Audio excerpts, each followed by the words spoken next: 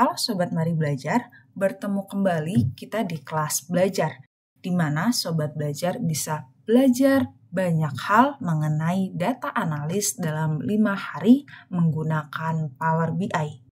Di pertemuan keempat ini, kita akan belajar mengenai beberapa hal. Yang pertama, kita akan belajar tentang DAX. Kita akan cari tahu sama-sama apa sebenarnya DAX ini dan bagaimana cara kerja DAX. Kemudian agenda yang kedua, kita akan belajar tentang sintaks dan fungsi DAX. Nah, nanti kita akan juga melihat bagaimana rumus DAX ini dituliskan dan kita akan melihat contoh serta fungsi DAX ini. Dan yang terakhir, nanti kita akan sama-sama demo melanjutkan praktik kita kemarin. Langsung saja kita ke agenda kita yang pertama, yaitu mengenal DAX.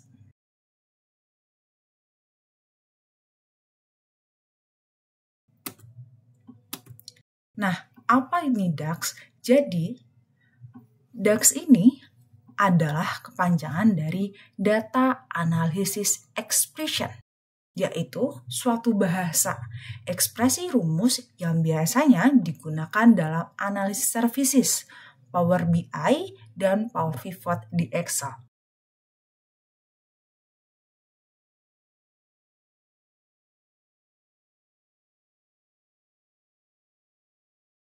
Nah, jadi apabila kita ingin menuliskan suatu rumus-rumus nih dalam Power BI, ini kita bisa menggunakan yang namanya DAX ini.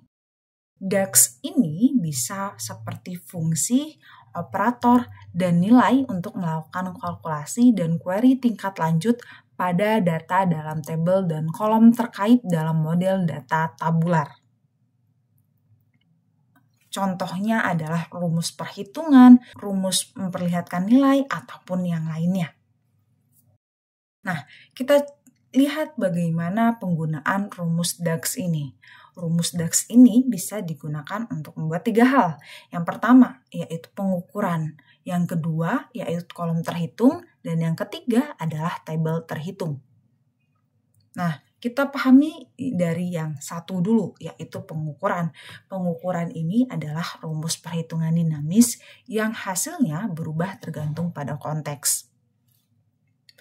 Pengukuran ini biasanya digunakan dalam pelaporan yang mendukung penggabungan dan pemfilteran data model dengan menggunakan beberapa atribut seperti laporan Power BI. Nah, pengukuran ini biasanya digunakan pada fungsi agregasi standar, seperti untuk menjumlahkan baris ataupun menjumlahkan nilai pada baris ataupun menghitung rata-rata nilai pada baris tersebut. Jadi contohnya yaitu seperti count, sum, ataupun average. Nah, contoh membuat pengukuran di sini adalah membuat pengukuran untuk menghitung total sales ataupun total penjualan.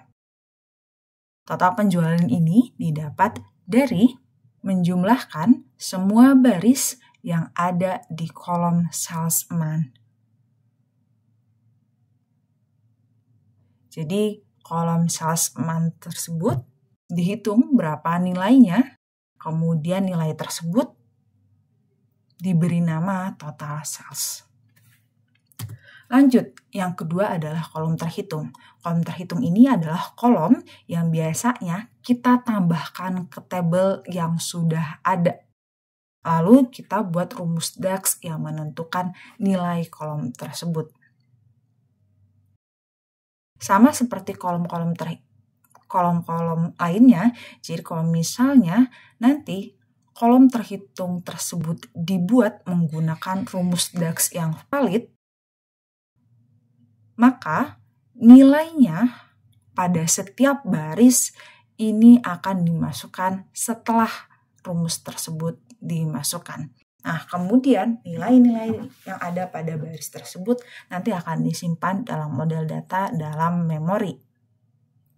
Makanya, hati-hati ketika menggunakan kolom terhitung ini. Karena semakin banyak kolom terhitung yang Sobat Mari Belajar muat, artinya Sobat Mari Belajar juga membutuhkan space ataupun memori yang banyak. Contohnya di sini adalah kita akan membuat kolom terhitung. Kita akan membuat kolom baru dari penggabungan kolom kalender year ditambah dengan Q, kemudian ditambah dengan kalender kuarternya. Yang terakhir adalah tabel terhitung. Jadi tabel terhitung ini adalah objek terhitung berdasarkan ekspresi rumus yang berasal dari semua ataupun sebagian tabel lain dalam model yang sama. Jadi ketika Sobat Mari Belajar nanti akan membuat yang namanya tabel terhitung. Tabel terhitung ini juga bisa digunakan yang namanya untuk memfilter ya. Kemudian dalam kolom-kolom yang ada di tabel terhitung ini juga memiliki yang namanya tipe data, format, dan dapat dimasukkan dalam kategori data. Contohnya di sini adalah kita ingin membuat tabel terhitung yang bernama Western Region Employees yang menggabungkan tabel Northwest Employee dan Southeast Employee. Nah, kita langsung saja lihat bagaimana tabel terhitung ini supaya Sobat Mari Belajar bisa membayangkan bagaimana pembuatan tabel terhitung menggunakan DAX ini. Kita lihat contohnya. Di sini ada tabel yang namanya Northwest Employees, di mana di sini ada kolom employee, kemudian city, ada state, dan tenor. Kemudian di Southwest Employees, ini ada kolom employee, kemudian city, state, dan tenor. Kemudian menggunakan rumus DAX untuk membuat tabel terhitung baru yang bernama Western Region Employees dan menggabungkan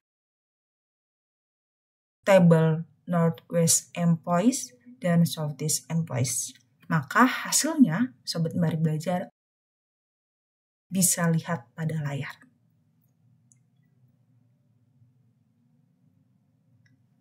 Nah, selanjutnya kita akan ke agenda yang kedua, yaitu sintaks dan fungsi DAX. Nah, sintaks ini apa? Sintaks ini sebenarnya adalah penulisan, di mana penulisan rumus DAX gitu ya. Jadi untuk penulisan rumus DAX ini hampir mirip dengan sintaks Excel, hanya tipis sekali perbedaannya. Jadi untuk setiap fungsi nanti dia memiliki beberapa argumen yang bisa berupa angka, teks, kolom, ataupun tabel.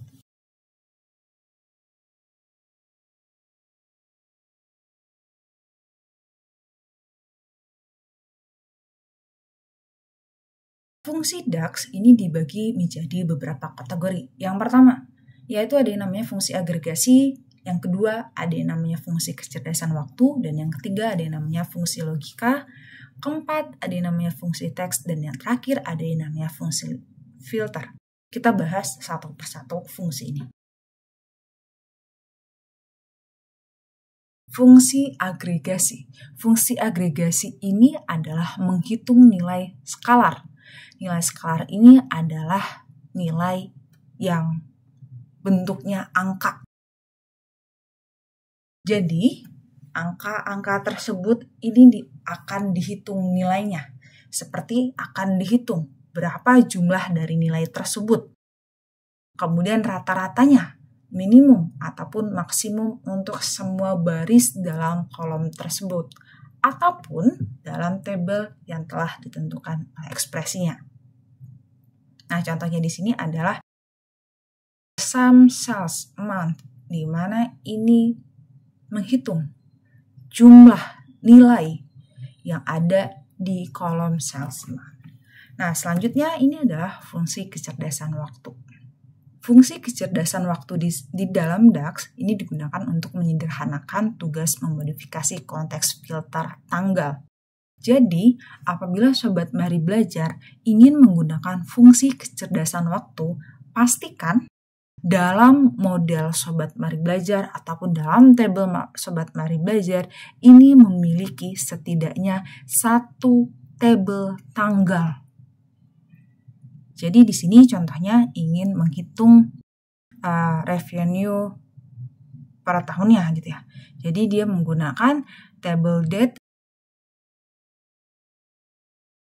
Lanjut, ini ada fungsi logika. Fungsi logika ini sepertinya sudah Sobat ketahui ya dari saat SMP dulu, yaitu ketika belajar Excel tentunya, di mana di Excel tersebut menggunakan if ataupun else. Sama dengan DAX juga punya yang namanya fungsi logika. Nah, jadi Sobat Mari Belajar bisa menggunakan rumus if else tersebut di DAX juga. Untuk kondisinya, ini hampir sama juga ya Sobat. Apabila fungsi if dalam DAX ini akan menguji apakah argumen tersebut terpenuhi dengan logika yang telah diberikan. Nah, kalau misalnya terpenuhi logikanya, maka dia akan mengembalikan nilai benarnya. Namun apabila logika yang diberikan ini tidak sesuai, maka dia akan mengembalikan nilai salahnya.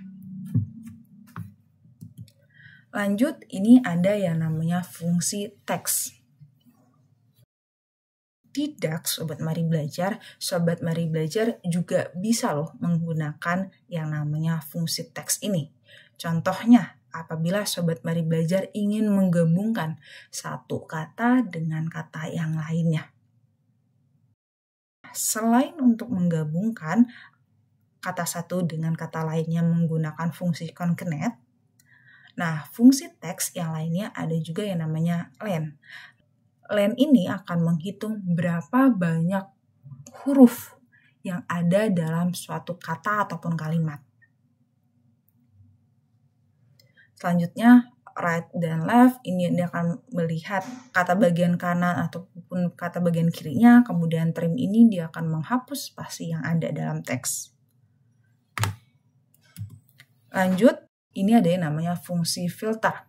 Fungsi filter ini bisa Sobat Mari Belajar gunakan untuk memanipulasi konteks data, untuk membuat yang namanya kalkulasi yang dinamis. Contohnya, di sini kita akan menggunakan yang namanya calculate untuk menghitung sales month dan maksimal dari sales order key. Selain menggunakan calculate untuk fungsi filter, ada yang namanya all, first, last, dan order by. Untuk fungsi all nanti yang akan dikembalikan adalah semua baris dalam tabel ataupun semua nilai dalam kolom. Dan dia akan mengabaikan filter apapun yang telah diterapkan. Untuk first, ini hanya digunakan dalam perhitungan visual. Jadi nanti dia akan mengambil nilai dalam matrik visual dari baris pertama sumbu. Kalau misalnya last, berarti nanti dia akan mengambil dari baris terakhir sumbu. Yang terakhir adalah order by. Nah, order by ini nanti akan menentukan kolom yang menentukan urutan dalam setiap kondisi yang ditentukan.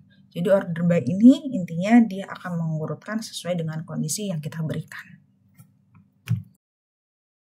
Itu adalah materi kita Sobat Mari Belajar tentang DAX, kemudian fungsi-fungsi DAX tersebut. Sekarang mari kita lihat bagaimana cara untuk membuat yang namanya pengukuran dan membuat kolom terhitung. Baik Sobat Mari Belajar, ini adalah tampilan Power Desktop kita. Untuk demo kali ini, kita akan praktik untuk membuat yang namanya measure dan calculated column.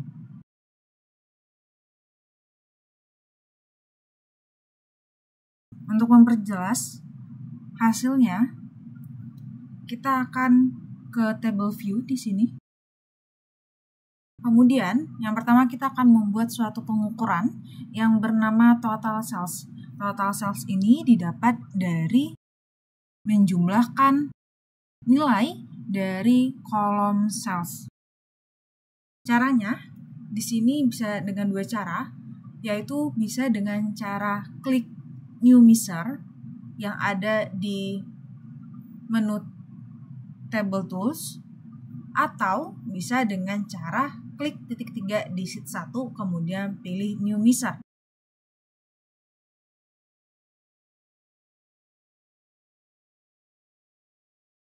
Saat ini saya menggunakan yang klik sheet 1 kemudian klik More Option kemudian yang klik New Measure. Nah, untuk nama measure-nya di sini adalah total sales. Kemudian karena ingin menjumlahkan, kita butuh fungsi agregasi yang namanya adalah sum. Kemudian untuk kolomnya adalah yang sales. Jangan lupa untuk tutup kurung. Kemudian klik commit ataupun bisa klik enter di keyboard Sobat Mari Belajar. Nah, total sales di sini sudah masuk Sobat Mari Belajar, bisa dilihat ini.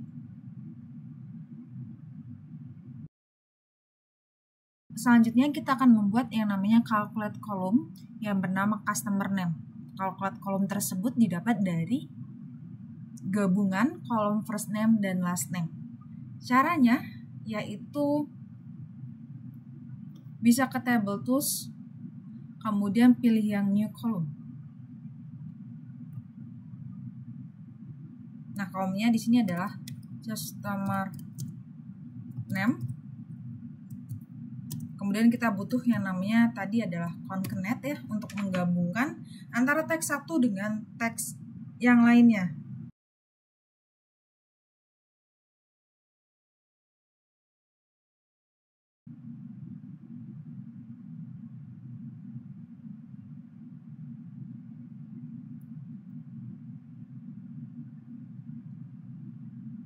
Kemudian pilih kolom yang ingin gabungkan, tadi adalah yang first name.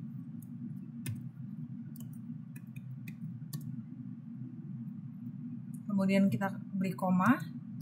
Kemudian kita ingin menyatukan dengan tanda petik terlebih dahulu, tanda spasi. Kemudian pilih yang last name.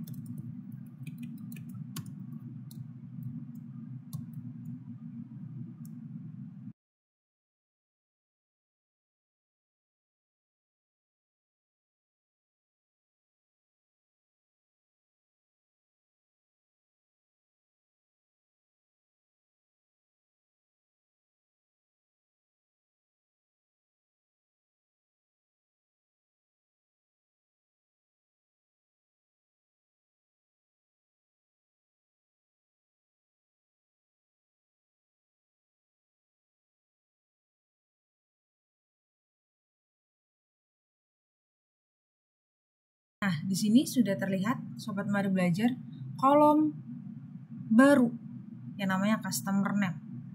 Bisa dilihat ya, ini gabungan dari Nicole dan Fledge. Nah, ini first name-nya Nicole dan last name-nya adalah yang Fledge tadi. Nah, bisa dilihat ya Sobat Mari Belajar perbedaannya antara yang calculate column dan yang namanya measure tadi. Kalau misalnya Sobat Mari Belajar perhatikan, apabila kita membuat yang namanya measure, dia hasilnya tidak langsung masuk ke dalam table. Jadi dia hanya terlihat tampilannya saja. Namun kalau misalnya kita membuat yang namanya calculate column, kita langsung melihat kolom tersebut dan isi dari kolom tersebut per barisnya apa saja. Baik, selanjutnya kita akan membuat calculate column yang kedua, yaitu namanya adalah kolom revenue. Kolom revenue ini didapat dari perkalian antara kolom sales dan kolom quantity. Cara membuatnya hampir sama seperti yang tadi ya Sobat Mari Belajar. Kita ke Table Tools, kemudian pilih yang New Column. Kemudian kita beri nama kolomnya apa. Kemudian jangan lupa kita ingin mengkalikan yang namanya column cells dengan kolom quantity. Nah, seperti ini. Jadi kalau misalnya di pemrograman, baik itu di Power BI, Sobat Mari Belajar, ataupun di bahasa pemrograman yang lainnya, perkalian ini bukan menggunakan X, tapi menggunakan tanda bintang. Nah, jika sudah seperti ini, jangan lupa untuk klik commit ataupun enter di sini.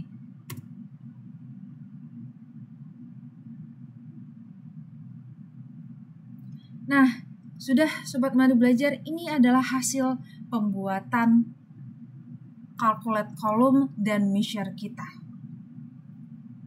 Ini yang calculate column, lambangnya ya Sobat Mari Belajar. Nah, ini calculate column, kemudian ini adalah yang measure. Beda bukan? Nah, sekarang sudah tahu bukan Sobat Mari Belajar apa bedanya yang namanya calculate column? Beda bukan untuk yang calculate column dan measure ini? Dan sekarang sudah tahu dan terlihat jelas bukan Sobat Mari Belajar perbedaan dari kedua tersebut? Oke, terima kasih Sobat Mari Belajar telah bertemu di pertemuan keempat kali ini.